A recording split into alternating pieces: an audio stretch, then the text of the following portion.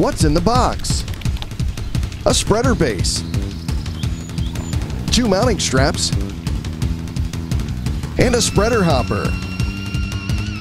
Extreme Blower Products transforms your leaf blower into a spreader. Using a 1-inch hole saw, drill a hole through the plastic blower tube. Set the base open side facing the open end of the blower tube. Clasp mounting straps to the spreader base and wrap each mounting strap around the blower tube. The adjustable flow gate utilizes stainless steel detents, ensuring accurate material flow. Attach the hopper to the spreader base and turn the hopper clockwise 1/8 turn until it stops. The Extreme Blower Spreader turns your ordinary leaf blower into an extremely powerful and efficient hand spreader. Shop online at extremeblowerproducts.com.